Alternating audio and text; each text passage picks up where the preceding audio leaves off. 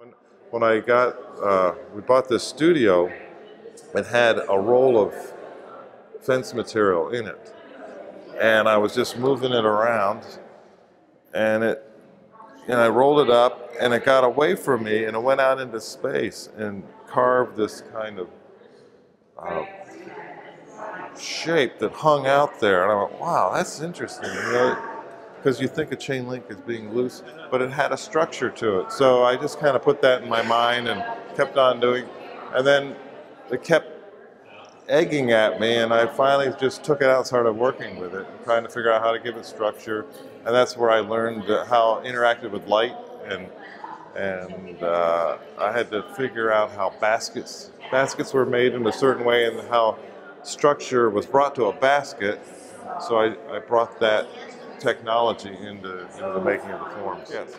And so these chain link pieces actually I see as a catalyst to the site or environment, especially outside with the changing weather, the light conditions, the soft light when it's overcast or when it's brilliant light.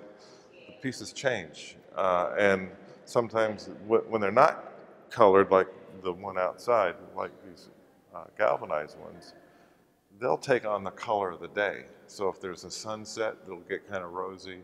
So it's more of a monitor of the site.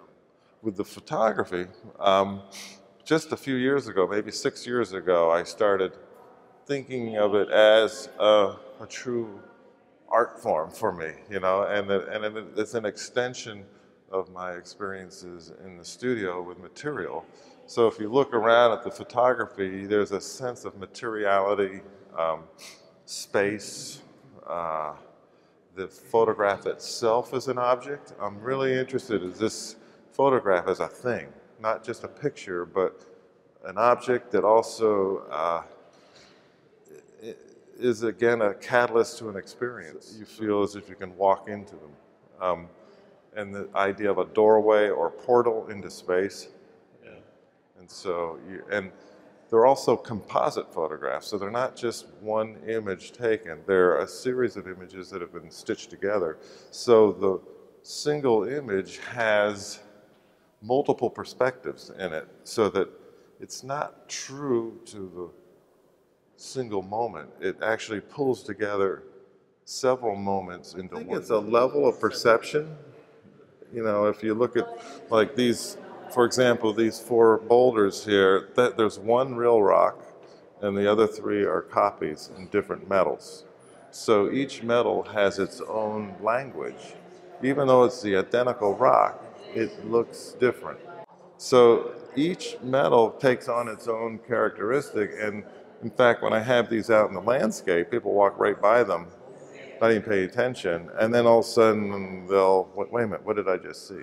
I came upon the pumpkin back in the mid-90s while I'm doing the castings and multiples, and it was a prize pumpkin in Baltimore out at a nursery, and there was just something about its fullness, the liquid container, the fertility of it. I said, I need that. And I figured it was probably worth nothing after Halloween, the way Christmas trees are after.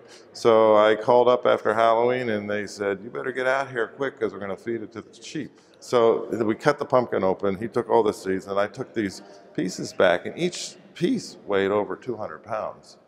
There were 3 halves, so this is a 700-pound pumpkin. And it's the first time that I really worked with a material. I'm usually working with rock and iron, but now I'm with a vegetable that I could get hurt by.